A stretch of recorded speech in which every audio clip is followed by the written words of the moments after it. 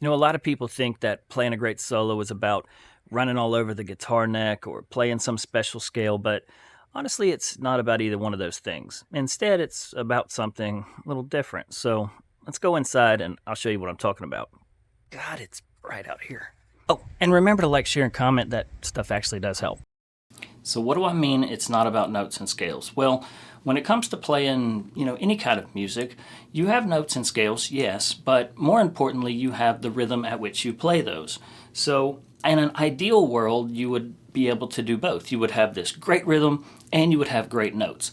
But I'm telling you, if you have to pick one or the other, always err on the side of having a great rhythm. So what is it that you should be doing whenever you're fixing to play a solo or jam to a backing track or stand on a speaker and shred in front of 10,000 people?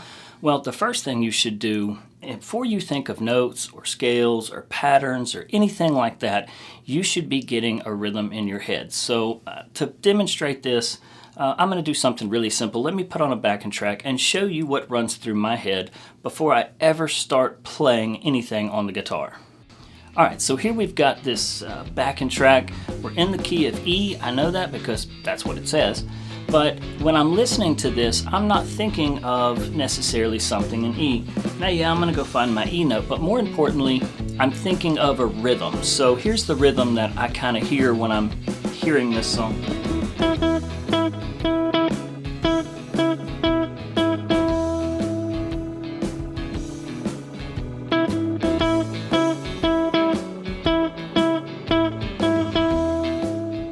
Now that sounds a little mundane, and yes, you don't want to stay on the same note, but if you've got a great rhythm, something that's catchy, something that people are going to remember, they're going to be able to latch on to, something that's going to, get their attention, then you don't have to worry as much about the notes. So instead of, running around and trying to play a whole bunch of notes, let's just stick to 4 easy notes, just one little box. Now this is going to come out of our minor pentatonic scale up here around the 12th fret, but instead of, worrying about all these notes, let's just worry about 4 of them. Let's worry about 12 and 14 on the D string and 12 and 14 on the G string. And you might be saying, Dave, that's not enough notes. No one's going to, pay attention when I play something. Well, that's not actually the case. What people actually latch on to in a solo, what people actually remember are things that are catchy rhythmically and that repeat. So what I'm going to do is something you hear in a lot of blues songs, and that is I'm going to play the same thing once around over the E chord. Now when the song changes to an A chord, I'm going to play the exact same thing in the same rhythm. I might vary it slightly, but if I play the exact same thing, then now people are getting, they're able to hear it. They're getting used to what I'm playing. They're catching on to this solo, and it's becoming a little more infectious to them.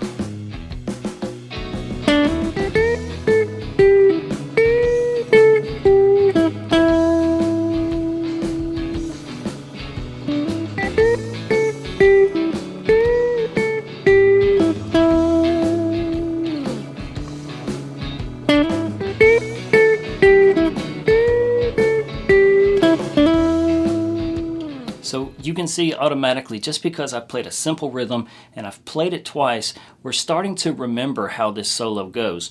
Too often we just kind of ramble around and we end up just playing the same rhythm and kind of just noodling around. We don't have really a rhyme or reason or purpose for what we're doing. So if you just find that rhythm in your head, that rhythm that you can repeat, then you can actually suck people in and get them interested in what you're playing. So if you notice, I'm working my way back there and I'm ending my phrase on the E note. And the reason why is because if I do that, it's going to sound like I resolved, like my lick has ended.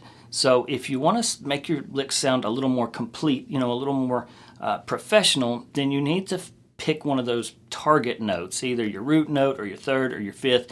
You need to kind of end around those notes. Now, another thing that I mention to you all the time, but again, I'm going to mention it to you, is that anything you can do in the minor pentatonic, if you move it 3 frets this way, it now becomes the major pentatonic.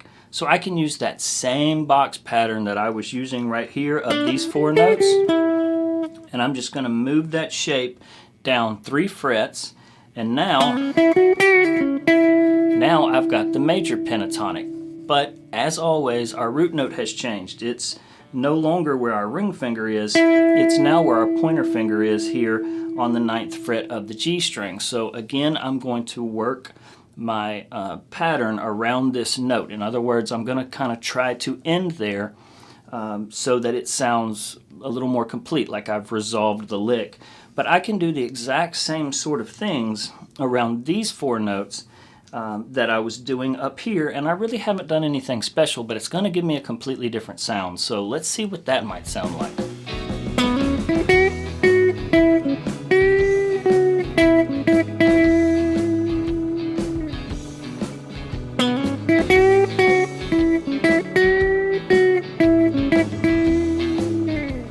Alright, so that sounds completely different, but I really still like the sound of that. So I don't really have a preference, to me, between the minor or the major. The major is going to sound a little bit more bright, and the minor is going to sound a little more bluesy and rock. Now, I don't like picking one or the other.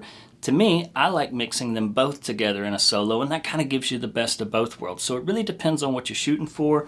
Are you shooting for, this kind of brighter sound? Or do you want that more blues and rock sound? And that's up to you, but this is how you kind of can go back and forth between them. Now, if you hadn't noticed, I'm keeping the exact same rhythm that I did in the minor pentatonic, keeping that same exact rhythm going in the major pentatonic. But again, because it's in the major, we're getting a different sound, but we're still keeping them captured with that rhythm that we had thought of to begin with. So now we can start going back and forth between the major and the minor, and keeping that same rhythm, and now it all starts connecting together, and it feels like a complete interconnected solo and not just randomly picking notes and randomly picking rhythms. So let's see what they sound like kind of jumping back and forth between the two.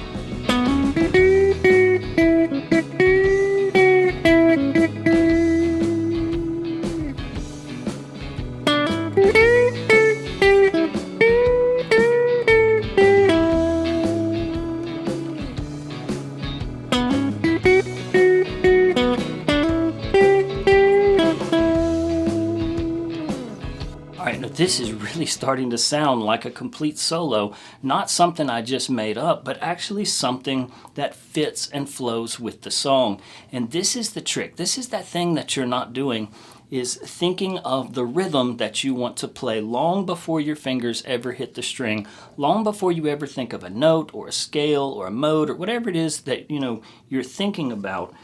Instead of thinking about the notes first, think about the rhythm. And if you can get the rhythm down and have something that connects the solo together, that lets it kind of intertwine and not sound, so disjointed, then you can come up with some really great solo ideas, and you're not just jamming along with the track. So try this next time that you practice. Just pick a handful of notes, just a couple, 3, 4, 5 notes, and then play them in the minor, play them in the major, but keep that rhythm the same as you go back and forth, and that's going to let your solo sound so much more professional. So I hope that this helps, and as always, if you need something, reach out to me. I'll be glad to help you.